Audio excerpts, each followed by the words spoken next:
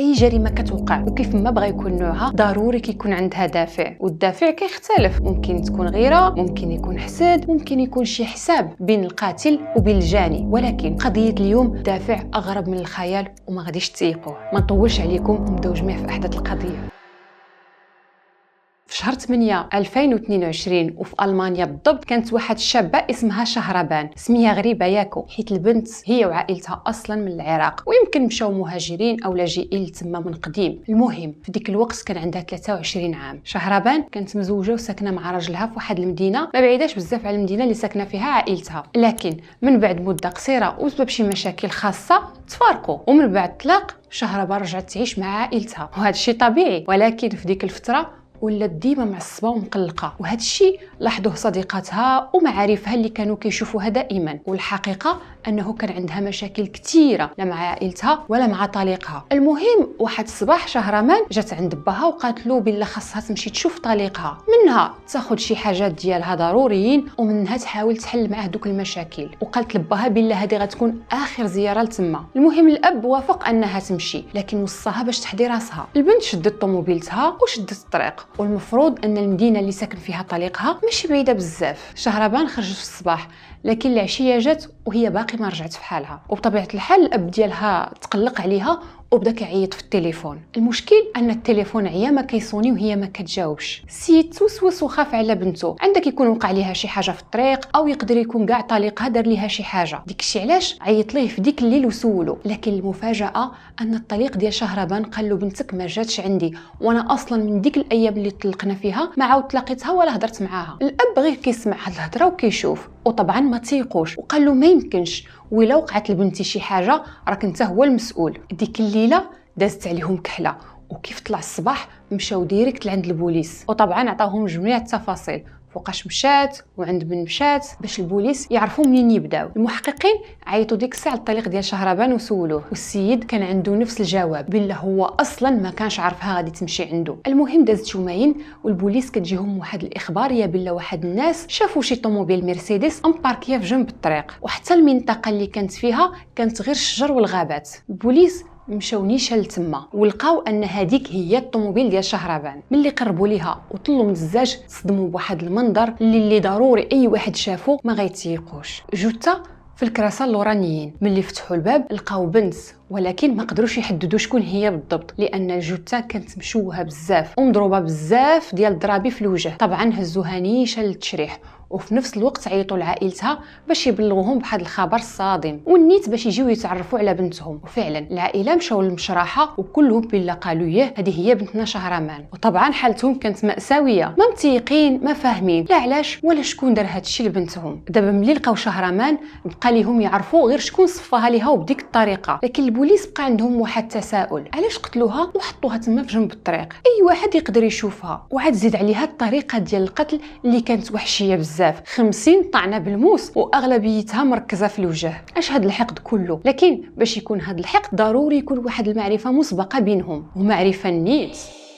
البوليس حطوا فرضيه ان الفاعل يقدر يكون من عائلتها او يقدر يكون طليقها كاع، الله اعلم. المهم بما ان القضيه فيها قتل اذا لا بد من التشريح، وداك الشيء اللي كان. المهم الطب الشرعي دار خدمته وزاد حتى اختبار فحص الدي ان اي باش المسائل كلها تكون مضبوطه. ولكن الشيء اللي غيوقع حتى عقل ما غيتيقوا. وفاش قلت لكم بلا هاد القضيه عامره صدمات ما كنتش كنضحك. نتائج اختبار الدي ان اي بينوا بلا داك الجثه ماشي ديال شهربان وما عندها حتى شي علاقه بها. اكيد غتسولوني دابا وتقولوا لي ويا كنتي قلتي بلا عائلتها جاو وتعرفوا عليها واكدوا بلا هذيك هي بنتهم. غنقول لكم اياه انا قلتها، ولكن صبروا عليا وهانتوما تعرفوا كل شيء مع الوقت. هما شافوا البنت نفس اللون البشره نفس اللون الشعر الحوايج بحالها كل شيء نفس، لكن الاختبار ما كيكذبش، والجثه صدقت ديال واحد البنت حتى هي من اصول عربيه وبالضبط جزائريه، والاسم ديالها خديجه، وحتى هي في نفس العمر عندها 23 سنه وكانت عايشه في المانيا. هاد الشابه هذه كانت بلوغر ومؤثره وعندها متابعين كثار في حساباتها على السوشيال ميديا. البوليس ملي شافوا تصاور الفيديوهات ديال خديجه واللي هي بنفسها نشرهم في الحسابات ديالها صدموا من الشبه اللي بينها وبين شهربان. وبالرغم من ان الجثه خديجه تلقات في الطوموبيل شهربان الا انه ما كاين حتى شي علاقه كتجمع بيناتهم، عمرهم شافوا بعضياتهم ولا تلاقاو، وكل وحده منهم كانت كتعيش في مدينه مختلفه. المهم القضيه تعرفات في المانيا وبزاف ديال الصحف كتبت عليها، ومن بعد مده قصيره غيبانوا احداث جديده في القضيه. 5 ديال البنات غيمشيو عند الشرطه باش يقدموا الافاده ديالهم، والرابط المشترك بينهم كلهم انهم 5 بهم من اصول عربيه، وهذا الشيء كان باين من خلال لون البشره، الشعر، العينين. زياده على هذا الشيء كانوا كاملين نشيطات على السوشيال ميديا، اما مؤثرات اما عارضات اما كيخدموا في المكياج. والغريب انهم كلهم شهدوا بالله مؤخرا كان كيجيوهم شي رسائل من واحد الحساب في الانستغرام، وما مره ما جوج مول هذا الحساب كان باغي يشوف هاد البنات ويتلاقى بهم. والمشكل انه كان مصر. طبعا كل مره كان كيهضر مع وحده بوحدها، يعني مثلا كيهضر مع هاد البنت وما بغاتش كيدوز للبنت الثانيه وهكذا. وكل مره كان كيقول لهم حاجه، مره كيقول لهم انا ميك اب ارتيست ومحتاج شي بنات، مره كيقول لهم دايرين شي مسابقه وانتم ربحتوا معنا، ومره كيقول لهم خاصنا نتلاقاو على شي خدمه.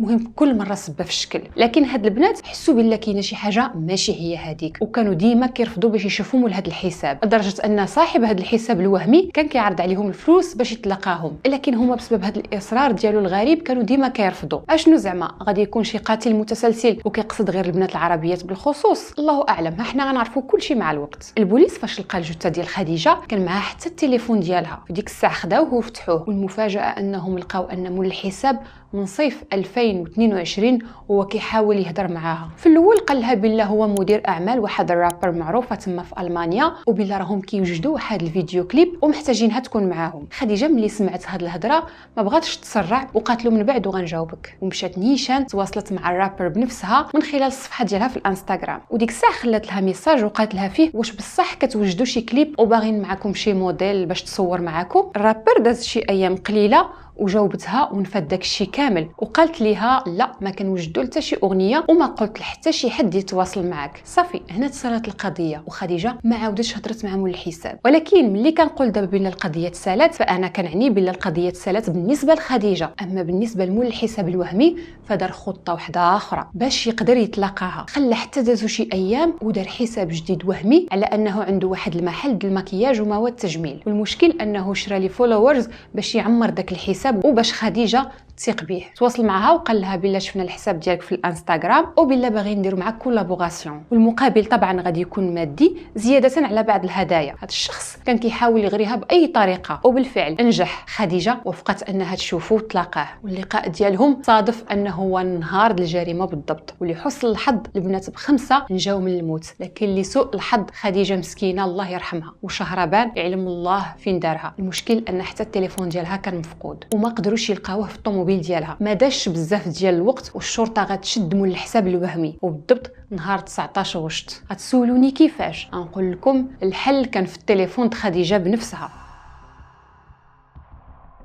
رغم ان المختطف ما كانش حاط صورو الحقيقيين في الحساب الوهمي اللي داير، وما كاين داير حتى شي معلومه حقيقيه اللي يقدر يعرفوه بها، الا انه نسى واحد الحاجه مهمه، وهي انه كان عيط لخديجه الله يرحمها بنمرتو ديال التليفون، ودوك المكالمات بقاو مسجلين تما. المحققين قدروا يجبدوا سجل المكالمات كامل، وبيهم يقدروا يحددوا الموقع واسم صاحب التليفون. وهنا جايه اللحظه ديال الصدمه واللي غترون كل شيء. النمره ديال التليفون صدقت هي نفسها النمره ديال شهربان.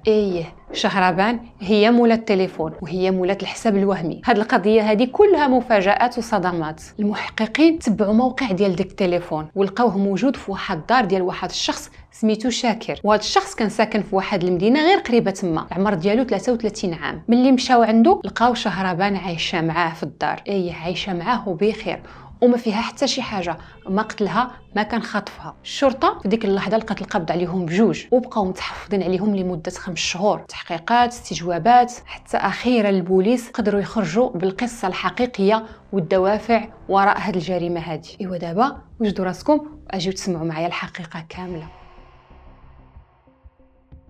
هاد شهربان كيف ما قلت لكم كانت تزوجت واحد المده وطلقات، وفاش طلقت رجعت تعيش مع عائلتها، وهذا الشيء اللي ما كانش عاجبها وما قدرش تحمله. شهربان كانت ديما في المشاكل مع عائلتها لانهم كانوا عائله محافظه شويه وملتزمين. السيده كانت باغيه تعيش الحياه وبلا حتى شي تدخل من عائلتها. قالت مع بالها واخا كاع نهرب غيقلبوا عليا ويلقاوني ويحاولوا يرجعوني. وهنا جاتها واحد الفكره شيطانيه، وهي انها دير راسها ماتت باش عائلتها ما تقلب عليها ما تتبعها، وباش حتى هي تقدر تعيش حياتها مع صديقها شاكر بكل حريه. ولكن كيفاش غدير راسها ماتت وهي الجثه ما كايناش؟ هنا شهربان غتفكر في الحل، غتمشي وتبدا تقلب في مواقع التواصل الاجتماعي على بنات عربيات يكونوا كيشبهوا ليها في الصفات. وهذا الشيء علاش فين ما كانت شي بنت عندها نفس اللون الشعر، نفس الطول، نفس اللون ديال البشره، كتمشي تهضر معاها وكتبدا تغريهم بالفلوس باش على الله يتلاقاو بها. لكن البنات اللي هضرت معاهم كلهم رفضوا، وللاسف خديجه كانت هي الضحيه.